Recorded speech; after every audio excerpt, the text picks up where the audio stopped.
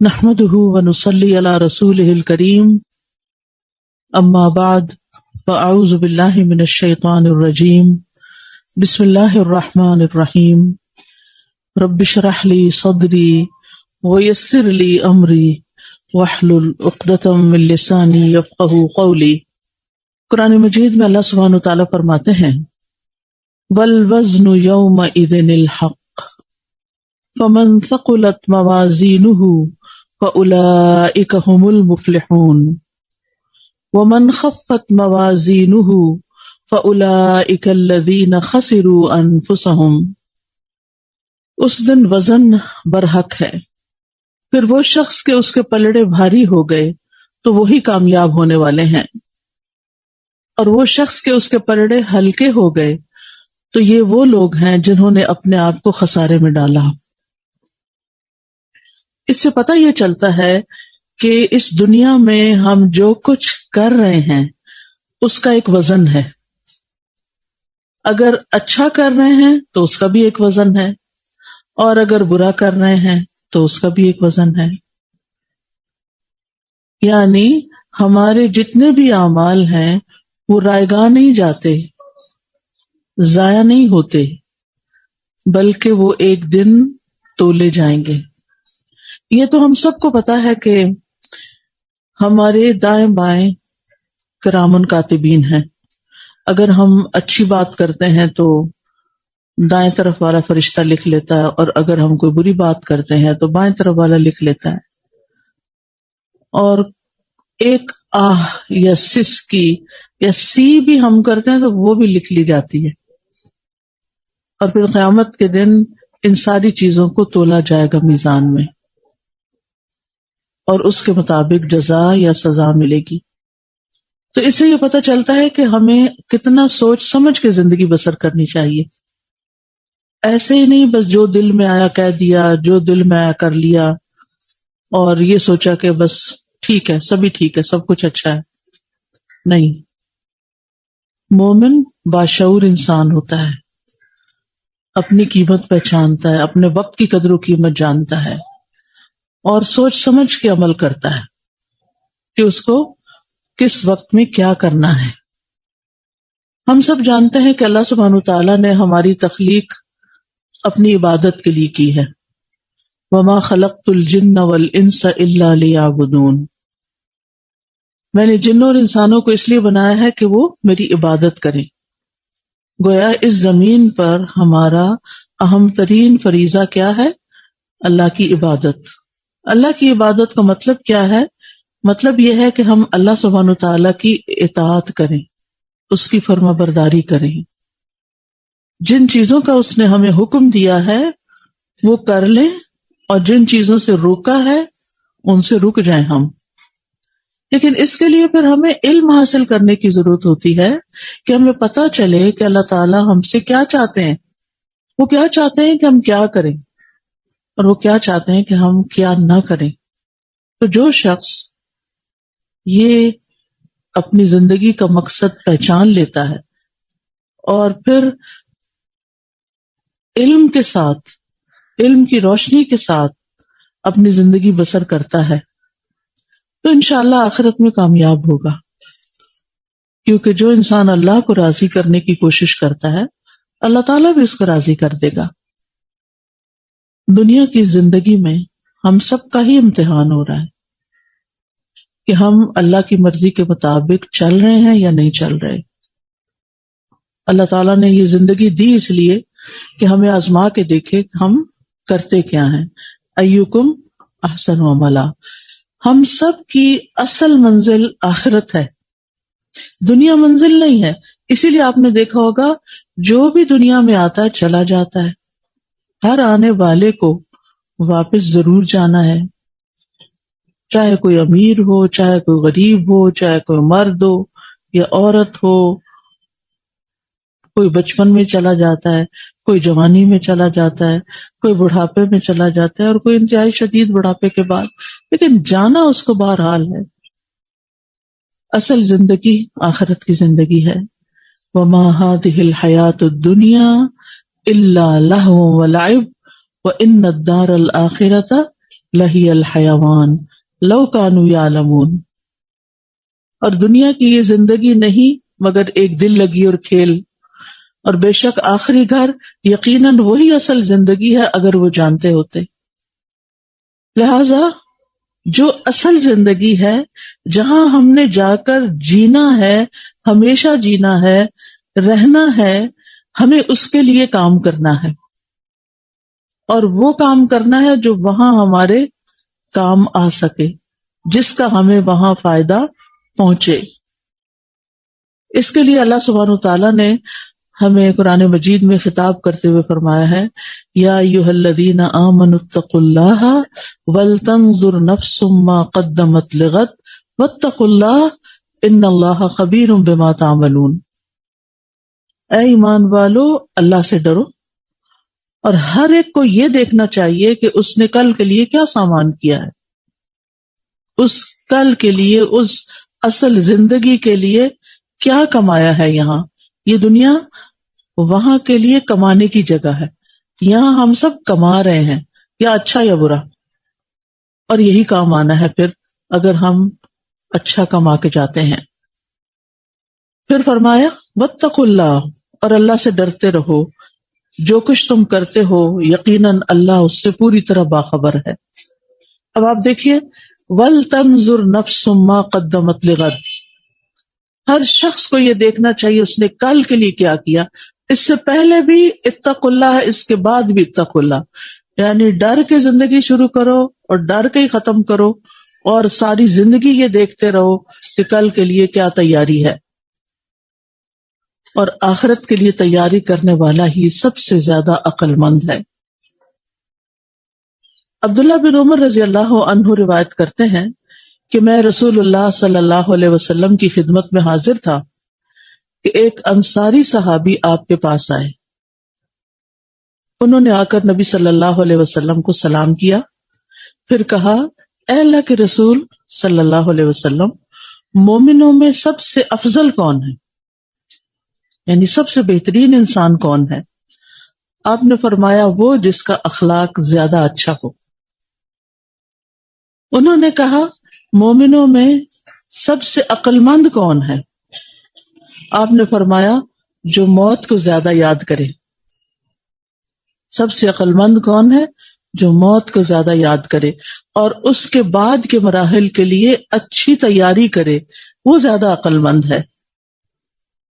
اب یہ کرائیٹیریا کسی انسان کا بنایا ہوا نہیں ہے، یہ کرائیٹیریا اللہ کے رسول صلی اللہ علیہ وسلم نے ہمیں دیا، یہ معیار انہوں نے دیا کہ اگر آپ آخرت کے لیے تیاری کرتے ہیں، اس کے لیے اچھی تیاری کرتے ہیں، تو پھر ہی آپ عقل مند ہیں. ہمارے ہاں عقل مند کس کو کہتے ہیں؟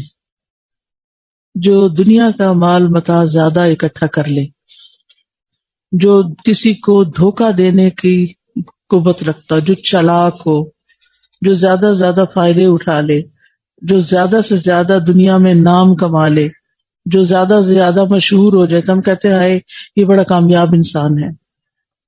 اس کے علاوہ بھی اگر ہمارے ذہن میں کوئی چیز ہے تو ہم سوچیں کہ ہم کس کو کامیاب کہتے ہیں. ہمارے بچوں میں سے کون زیادہ کامیاب ہے؟ جو زیادہ دنیا اکٹھی کر چکا ہے. مثلاً اگر ہمارے 2 بچے ہیں اور ایک بچہ بہت مالدار نہیں ہے لیکن اپنی نمازیں 5 مسجد میں ہی پڑھتا ہے، قرآن بھی پڑھتا ہے، حلال کما کے لاتا ہے، ماں باپ کا بھی خیال رکھتا ہے اور اپنے بیوی بچوں کا بھی خیال رکھتا ہے، اور اس کے مقابلے میں دوسرا جو ہے وہ ماں باپ کو بھی کم ہی پوچھتا ہے، بلکہ اس نے دنیا کمانے کے لیے ماں باپ سے بھی دوری اختیار کر لی ہے، نمازیں بھی کوئی پڑھتا ہے کوئی نہیں پڑھتا، بس واجبی سا مسلمان ہے، لیکن دولت اس کے پاس بہت ہے. تو ہم ان دونوں میں سے زیادہ عقل مند سمجھدار کس کو سمجھیں گے؟ جس نے دولت زیادہ اکٹھی کی ہوئی ہے، چاہے حلال سے ہے یا حرام سے ہے، جائز ہے ناجائز ہے، اور چاہے وہ اپنے ماں باپ کے، بہن بھائیوں کے، بچوں کے حقوق ادا کرتا ہے یا نہیں کرتا، چاہے وہ حرام میں پڑا ہوا ہے. انسانوں میں سے عقل مند وہ ہے جو اپنی آخرت کے لیے تیاری کرتا ہے، کیونکہ اصل ٹھکانہ تو وہ ہے نا، اصل رہنے کی جگہ تو وہ ہے. وہاں دو گھر ہیں، ایک تو آگ سے بھرا ہوا ہے جس کو جہنم کہتے ہیں، اور صرف آگ سے نہیں، بہت ساری تکلیفوں سے. جہاں کی زندگی نہیں، نہ وہ زندگی ہے نہ وہ موت ہے. وہاں مر کے کوئی مرتا نہیں اور جینے والا حال نہیں. اور دوسرا جنت ہے جو نعمتوں کا گھر ہے، جس میں اللہ سبحانہ و تعالیٰ کا دیدار ہوگا، جس میں ہر طرح کی خوشیاں ہیں. ہم اپنے لیے کیا چاہتے ہیں؟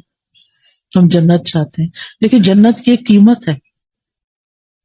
الا ان سلعۃ اللہ غالیہ، جنت اللہ کا سودا ہے جو بڑا مہنگا ہے. دنیا میں ایک گھر بنانا ہو تو کتنی محنت کرنی پڑتی، تو جنت مفت میں تو ہاتھ نہیں آتی. اس کے لیے ہمیں عمل کرنے کی ضرورت ہے. رسول اللہ صلی اللہ علیہ وسلم نے فرمایا، تم جانتے ہو کہ ہمیں اللہ کی طرف لوٹنا ہے. پھر جنت کی طرف یا جہنم کی طرف، وہ ایسی اقامت گاہ ہے کہ وہاں سے روانگی نہیں، وہاں سے اس سے آگے کچھ بھی نہیں. دنیا میں تو انسان آتا ہے، زندگی گزارتا ہے اس زمین پر، کبھی کہیں رہتا ہے کبھی کہیں رہتا ہے، بچپن کہیں گزرا، جوانی کہیں گزری، بڑھاپا کہیں گزرا، پھر زمین کے اندر چلا جاتا ہے، قبر کی زندگی ہے، پھر اس کے بعد قیامت ہے، حشر ہے، اور پھر اس کے بعد اگلا ٹھکان. یہ سارا ایک سفر ہے، لیکن جہاں یہ سفر جا کے اینڈ ہوگا اس کے بعد کچھ نہیں، پھر اس جگہ رہنا پڑے گا. تو اس لیے بہت ضروری ہے کہ ہم سوچ سمجھ کے عقل مندی کے ساتھ یہ سفر پورا کریں، اور اس میں جس مرحلے پر جو بچپن، جوانی، بڑھاپے میں کرنا چاہیے وہ ہم کر لیں. تو نبی صلی اللہ علیہ وسلم نے فرمایا، وہ ایسی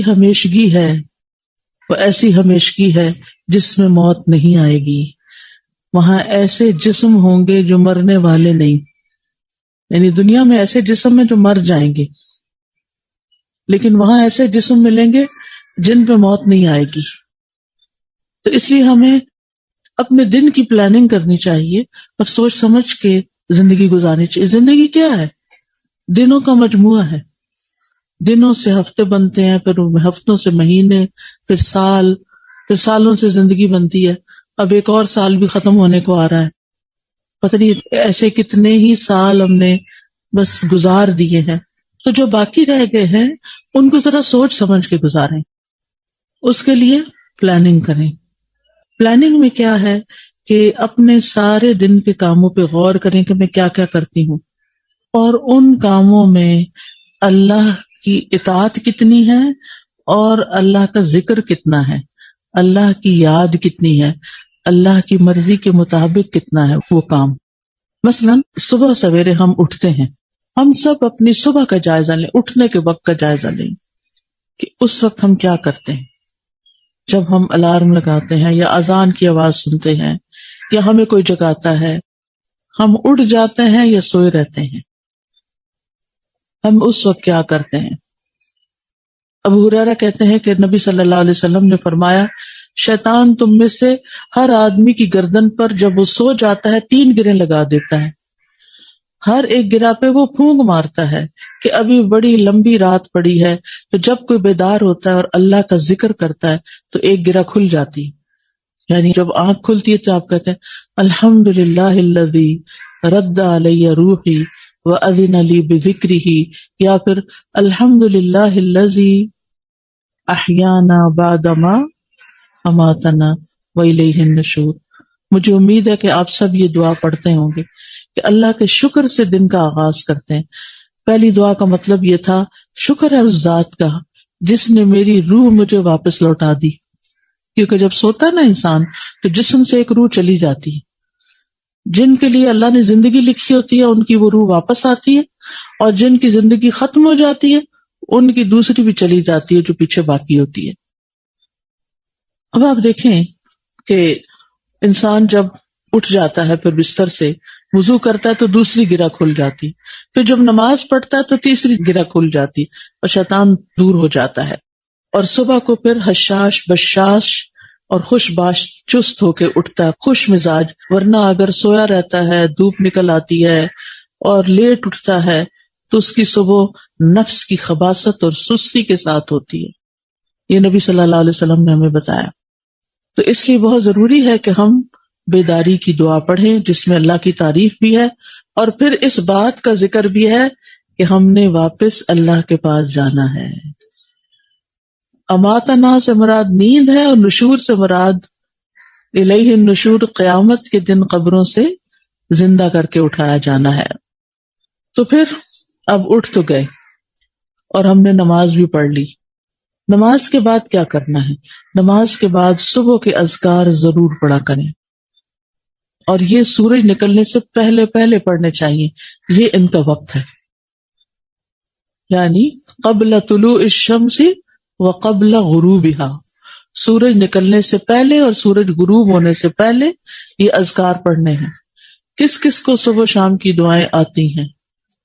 الحمدللہ بہت سارے لوگوں کو آتی ہیں، جن کو نہیں آتی وہ ایاک نستعین کتاب سے یاد کر لیں، اور ایپ بھی ہے جس سے آپ دیکھ کے بھی پڑھ سکتے ہیں۔ کچھ لوگ خوش قسمت ہیں جن کو زبانی دعائیں آتی ہیں، اگر وہ مصلی پہ بیٹھ کے نہیں پڑھ سکتے تو اس وقت ہلکی پھلکی واک کر لیا کریں۔ اگر گھر کے بہت سارے کام ہیں، آپ کہیں کام کے لیے نکلتے ہیں، آپ کے گھر والوں نے، بچوں نے اسکول جانا ہے تو آپ کو اب ناشتہ بنا کے دینا ہے، تو آپ اپنے کام کاج کے ساتھ ساتھ بھی وہ ذکر کر سکتے ہیں، لیکن یہ ذکر کرنا نہ بھولیں۔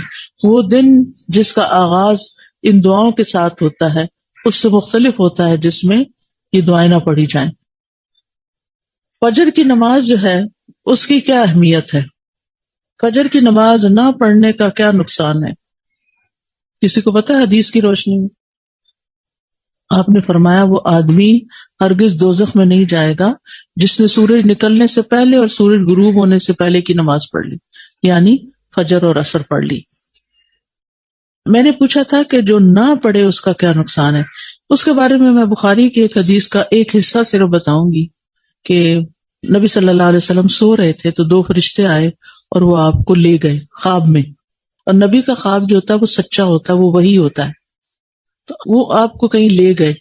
وہاں پر آپ نے دیکھا کہ ایک شخص لیٹا ہوا ہے اور اس کے سر پہ ایک شخص پتھر اٹھا کے کھڑا ہے اور وہ اس کے سر پہ دے مارتا ہے، لیٹا ہوا جو ہے اس کا سر پھٹ جاتا ہے، پتھر دور جا گرتا ہے، وہ جا کے پتھر اٹھانے لگتا ہے، سر پھر اتنی دیر میں جڑ جاتا ہے، پھر وہ پتھر مارتا ہے، پھر وہ گرتا ہے، پھر پتھر مارتا ہے، پھر مسلسل یہی سزا ملتی رہتی ہے اس کو۔ تو نبی صلی اللہ علیہ وسلم پوچھتے ہیں ما ھذا، یہ کیا ہے، یہ کیا ہو رہا ہے؟ کتنا وحشت ناک منظر ہوگا، کتنا دہشت ناک، کہ آپ سوچیں کہ کسی لیٹے ہوئے انسان کے سر پہ کوئی پتھر مار رہا ہے، کوئی ذرا سی زور سے کوئی چیز لگ رہی ہے سر چکرا جاتا ہے، کہاں یہ کہ سر پھٹ جائے۔ تو آپ کو بتایا گیا، یہ حدیث کافی طویل ہے لیکن اس کا باقی حصہ اس وقت ریلیونٹ نہیں، میں پہلا حصہ ہی بتا رہی ہوں۔ بتایا گیا کہ یہ وہ شخص ہے جو سویا رہتا ہے اور اس نے قرآن پڑھ کر چھوڑ دیا ہے، یعنی اس نے پڑھا، چاہے حفظ کیا، چاہے ترجمے سے پڑھا، یا جیسے بھی، قرآن کو پڑھنے کے کئی طریقے ہیں، تو پڑھ کے اس نے کیا کیا، وہ چھوڑ دیا، اب نہیں پڑھتا، غافل ہو گیا، قرآن سے غافل، اور پڑھا سویا رہتا ہے، یہ اس کی سزا ہے۔ اب دیکھیں، اب اکثر گھروں کا یہ مسئلہ بنتا جا رہا ہے کہ وہاں پر لوگ ہوتے ہیں، یعنی ماں باپ نماز کے لیے اٹھ رہے ہیں اور بچے سو رہے ہیں، اگر عام دنوں میں نہیں تو اتوار کے دن تو ان کو سونا ہی ہے، آج ہمیں کوئی نہ جگائے، یعنی اس کا مطلب یہ کہ پہلے تو آپ اس لیے اٹھتے تھے کہ آپ نے اسکول جانا تھا یا کام کاج پہ جانا تھا، اور اب بھلا کیوں آپ سو رہے ہیں؟ اسکول جانا زیادہ امپورٹنٹ ہے، مسجد جانا امپورٹنٹ نہیں ہے۔ تو اس لیے ہمیں صرف اپنی نماز کی فکر نہیں کرنی بلکہ اپنے بچوں کی نماز کی بھی فکر کرنی ہے۔ فجر کی نماز پڑھنے والے کے لیے اللہ کا ذمہ ہے، اللہ تعالیٰ اس کی حفاظت کرتا ہے، یعنی دنیا اور آخرت میں اس کو امن میں رکھے گا۔ فجر کی نماز کے وقت فرشتے حاضر ہوتے ہیں۔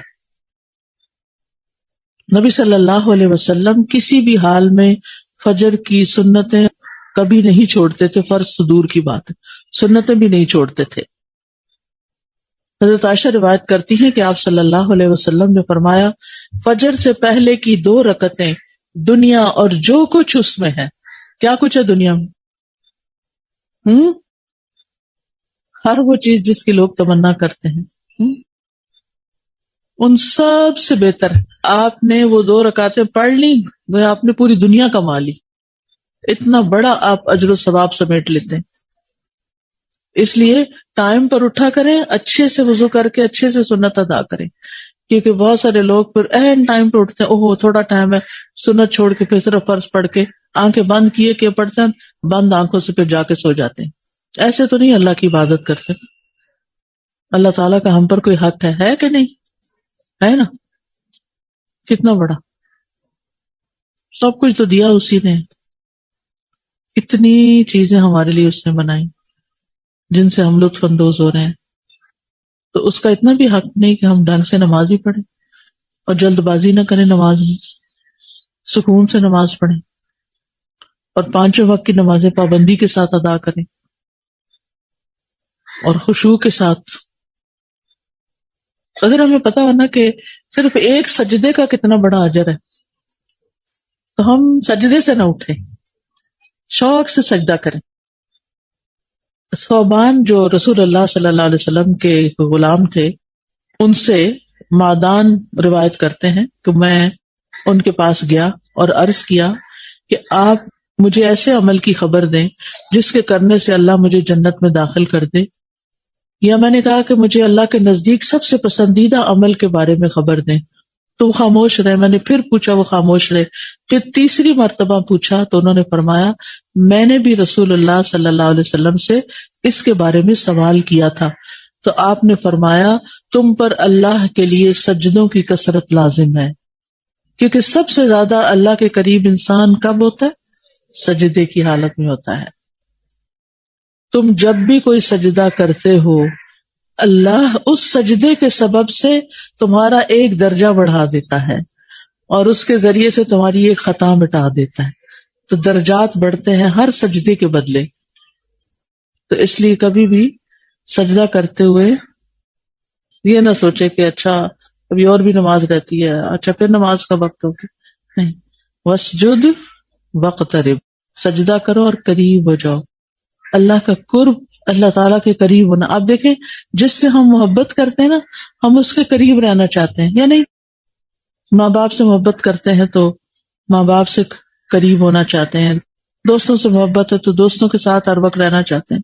یہ انسان کی فطرت ہے کہ اس کے اندر یہ چیز رکھ دی گئی ہے. تو خوش قسمت ہیں وہ لوگ جنہیں اللہ سے محبت ہے اور وہ اللہ کا قرب چاہتے ہیں اور ان کو طریقے بھی پتہ ہیں کہ اللہ کا قرب کیسے حاصل کرتے ہیں، اور وہ ان کاموں پر پھر خوش بھی ہوتے ہیں. نماز کا وقت آتا ہے تو وہ خوش ہو جاتے ہیں کہ الحمدللہ پھر نماز کا وقت آ گیا ہے، پھر اللہ سے ملاقات کا وقت آ گیا ہے اور پھر اللہ کے قریب جانے کا وقت آ گیا ہے. خوش ہو کے نماز پڑھتے ہیں. ہم سب کو اپنے دلوں کا جائزہ لینا چاہیے کہ نماز پڑھتے ہوئے ہماری کیفیت کیا ہوتی ہے. کیا ایسی تو نہیں ہوتی کہ بس اب ہم کسی قید سے چھوٹ گئے ہیں، عشاء کی نماز پڑھی تو بس شکر ہے ساری نمازیں پوری کر دی میں نے. نہیں، خوش ہو کے. نبی صلی اللہ علیہ وسلم کیا فرماتے تھے؟ یا بلال اقم الصلاۃ ارحنا بہا، اے بلال نماز قائم کرو، نہیں اذان دو کہ نماز پڑھیں ہم اس سے راحت پائیں. آپ نے فرمایا جعلت قرۃ عینی فی الصلاۃ، میری آنکھوں کی ٹھنڈک نماز میں رکھ دی گئی ہے. کیا واقعی ہماری آنکھوں کی ٹھنڈک بھی نماز ہے؟ ہمیں بھی انتظار ہوتا ہے نماز پڑھنے. اگر نہیں تو اس کی دعا کیا کریں. انسان اپنی بعض چیزوں سے خود بھی پریشان ہوتا ہے، کیا مشکل ہے میرے لیے، کیوں نہیں میرے اندر خشوع آتا، کیوں نہیں مجھے نماز سے محبت، مجھے نماز کیوں بھاری لگتی ہے. اللہ تعالیٰ تو فرماتے ہیں کہ وہ بھاری نہیں مگر خشوع کرنے والوں پہ بھاری نہیں ہے. وَإِنَّهَا لَكَبِيرَةٌ إِلَّا عَلَى الْخَاشِعِينَ. تو اس کا مطلب ہے کہ ہمارے اندر پھر خشوع کوئی نہیں اگر ہمیں نمازیں بھاری لگتی ہیں. جن کے دل نماز کی طرف راغب ہوتے ہیں ان کو تو نماز بہت اچھی لگتی ہے. تو اللہ سے مانگے قبولیت کے اوقات میں. کتنے خوش قسمت ہیں آپ ایسی جگہ رہتے ہیں جہاں اذانیں سنتے ہیں اور اذان سن کے آپ دعائیں مانگ سکتے ہیں اور وہ قبولیت کے وقت ہوتے ہیں. تو اس میں اللہ تعالیٰ سے مانگے کہ یا اللہ ہمیں نماز کی محبت دے دے، ہماری نماز آسان کر دے، ہمیں نماز کا شوق دے دے. اور جب اللہ شوق دے دے گا تو مشکل ہی کچھ نہیں رہے گی. وہ وقت تو ویسے بھی گزر جاتا ہے نا جو ہم نے نماز میں لگانا ہوتا ہے. پھر ایک اور مشکل یہ کہ ہم نماز تو پڑھ لیتے ہیں لیکن سلام پھیرتے ہی جھٹ مصلے سے اٹھ جاتے ہیں. ٹھیک ہے بہت کام ہے، میں سمجھتی ہوں بہت کام ہے، اس لیے بیٹھ کے تو تسبیح بھی نہیں کر سکتے. اس کے لیے بھی ہمیں پھر چلتے پھرتے اگر قسمت میں ہو کرنا تو کر لیتے ہیں، ورنہ نہیں. کیا کرنا ہے؟ نماز کے بعد مصلے پہ بیٹھ کے اذکار کرنے ہیں. رسول اللہ صلی اللہ علیہ وسلم نے فرمایا جب تک تم اپنے اس مصلے پر بیٹھے رہو جہاں تم نے نماز پڑھی تھی اور بے وضو نہ ہو تو فرشتے دعا کرتے رہتے ہیں اللہم اغفر لہ اللہم ارحمہ، اے اللہ اس کی مغفرت کر دے، اس کو بخش دے، اے اللہ اس پہ رحم فرما دے. جتنی دیر آپ مصلے پہ بیٹھیں گے، اور خاص طور پر جو بزرگ خواتین ہیں ان سے تو میری خاص ریکویسٹ ہے کہ وہ دنیا کے شغل کم کر دیں. اب جانے کا وقت ہے، دنیا کے پیچھے نہ دوڑیں اور اس چیز کی تجسس ختم کر دیں. وہ بہو کیا کر رہی ہے، وہ بیٹی کدھر سے آئی ہے، وہ فلانا بیمار ہے، فلاں یہ کر رہا ہے، یہ نہیں ہوا، وہ نہیں ہے، یہ کب ہوگا. انگزائٹی کا شکار ہو جاتے ہیں چھوٹی چھوٹی چیزوں پر. جن کا کام ہے وہ کرتے رہیں گے. بچوں پہ ذمہ داری ڈالیں. کب تک ہم ان کو بیبی بنائے رکھیں گے کہ ہر کام ہم ہی ان کو کر کے دیں، ان کے فیصلے بھی ہم کریں، ان کو ہر وقت پیچھے پڑے رہے، اب یہ کر لو، اب یہ کر لو، اب ایسے کر لو، اب ایسے کر لو. اگر کوئی آپ کے ساتھ کرے ہر وقت یہ تو آپ کو کیسا لگے گا؟ ہر وقت کوئی آپ کے سر پہ سوار رہے اور انسٹرکشن پہ انسٹرکشن دیتا چلا جائے. مجھے بھی تو سانس لینے دو، اللہ نے مجھے بھی کوئی عقل دی ہے، آپ ہی تو نہیں صرف عقل مند. تو اس لیے سمجھا دیا کافی ہے، اب خود کریں سب اپنا. اور آپ اپنا وقت مصلے پہ زیادہ گزاریں.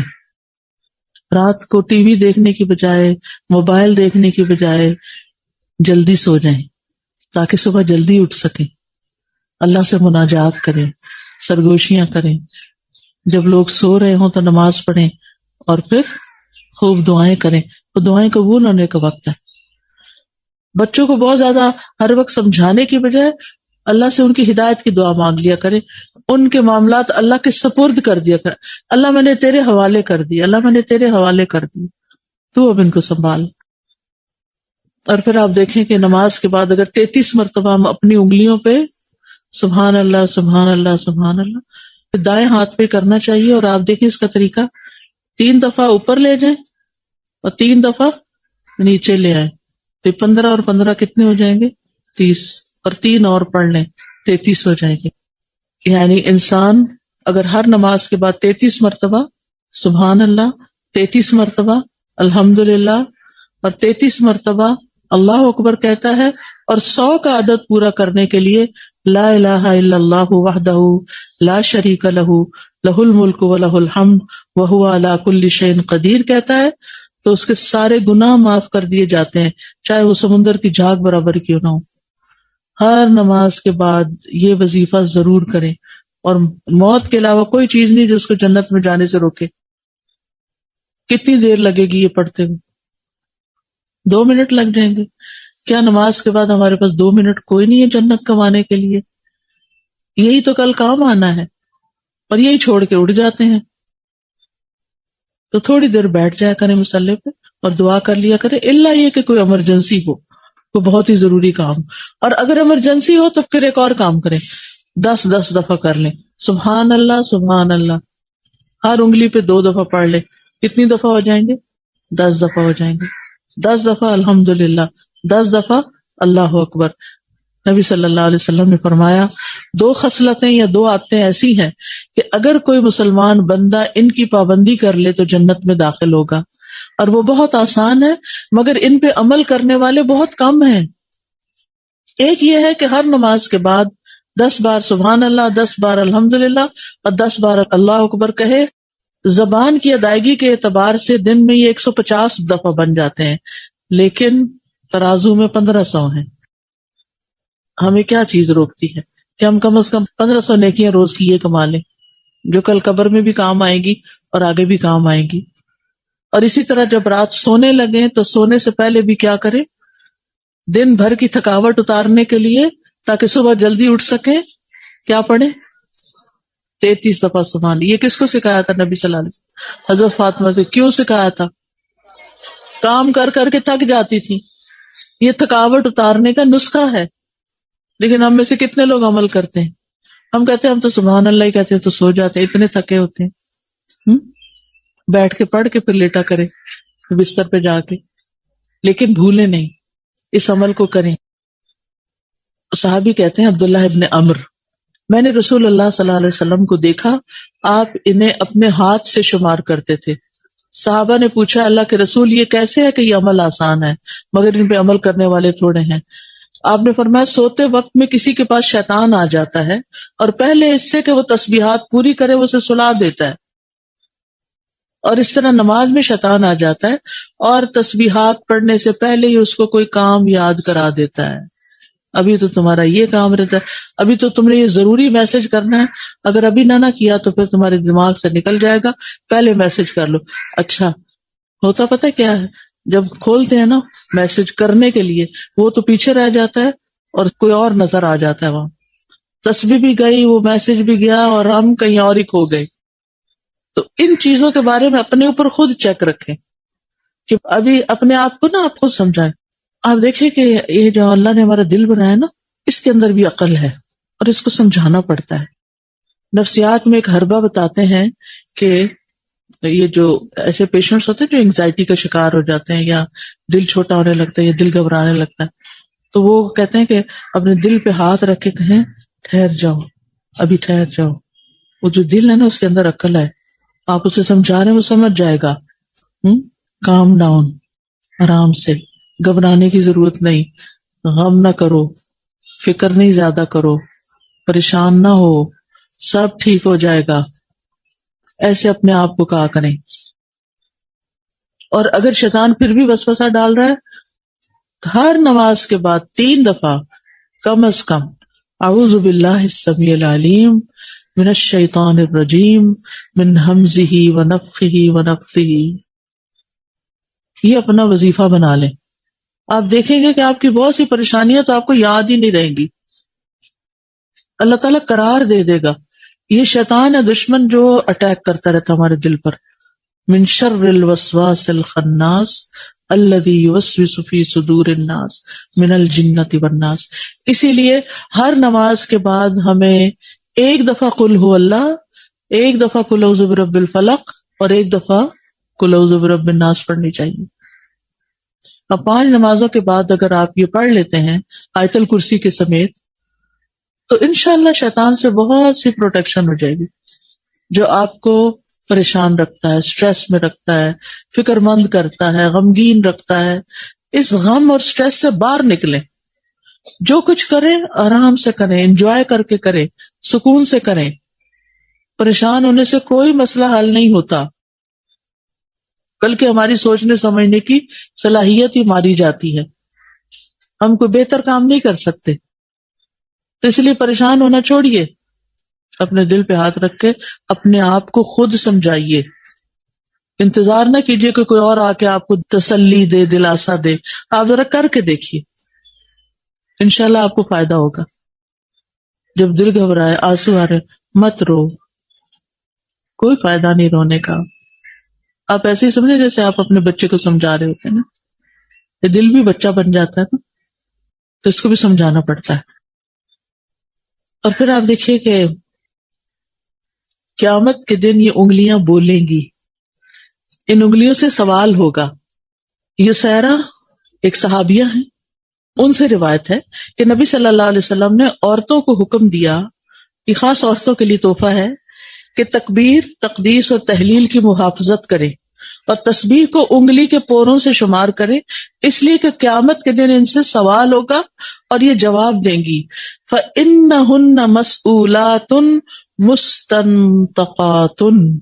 مُسْتَنْتَقَاتٌ، یعنی یہ ان کو بلوایا جائے گا.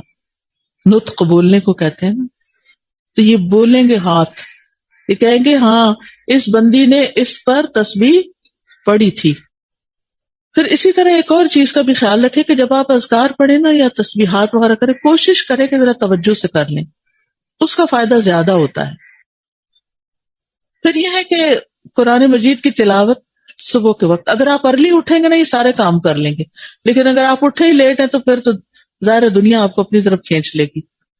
آج کل تو الحمدللہ راتیں بھی لمبی ہیں، تو آپ اگر 10 بجے بھی سو جاتے ہیں تو کافی ٹائم ہے سونے کے لیے، اور پھر اٹھ کے اپنے یہ سارے کام کرنے کے لیے.